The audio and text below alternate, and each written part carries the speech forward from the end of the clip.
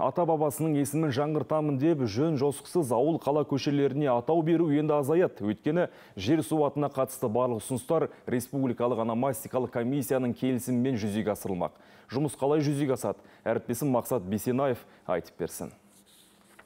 Соңғы жылдары бабасымен жерлесін ұлықтап, мекеме көшемен елді мекенге есім беру, ескерткіш орнату күрт көбейген. Мамандар осылай деп дабыл қағып отыр. Қолында билігі, қалтасында қаржысы көптер тарихты бұрмалап, ата тегіне атау беру ісіне араласпау керек деген комиссия өкілдері бұл тақырып қозғалғанда қоғам арасында түсініспеушіліктің көп туатынын айтады. Мәселен, бір ғана Қарағанды облысының өзінде соңғы 10 жылда 28 елді мекен мен олардың құрамына кіретін 800-ден астам көшенің аты өзгеріпті. Бұдан бөлек 76 мекеме тағы бар. Осы тұста айта кету керек, биылдан бастап республикалық ономастикалық комиссияның келісімінсіз жер-су ғимаратқа есім берсеңіз, заңсыз әрекет жасаған болып саналасыз.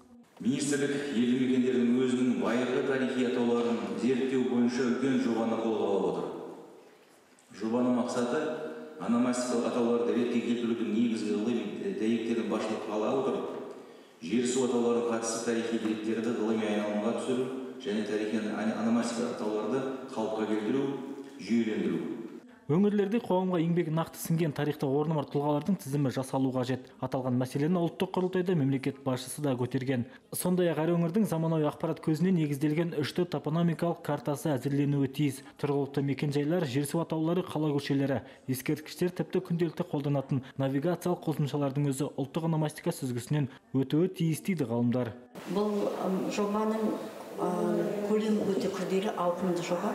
Бұл жобаның аясында осы аталған өңірлердің барлық топонимдері жиналып, жүйеленіп, кестелі сөздік жасалады.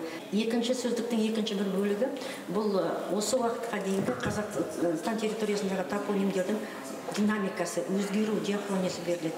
Не себепті бұл ата өзгерді, қашан өзгерді, қандай құжатқа байланысты өзгерді, оның себеп салдары қандай.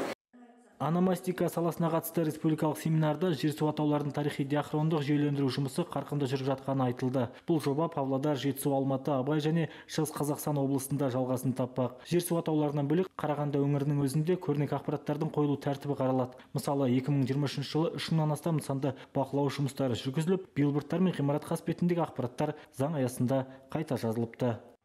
Мақсат Бисенаев, Айнұр Бексұлтанқызы, Алматы телеарнасы, Қарағанды облысынан.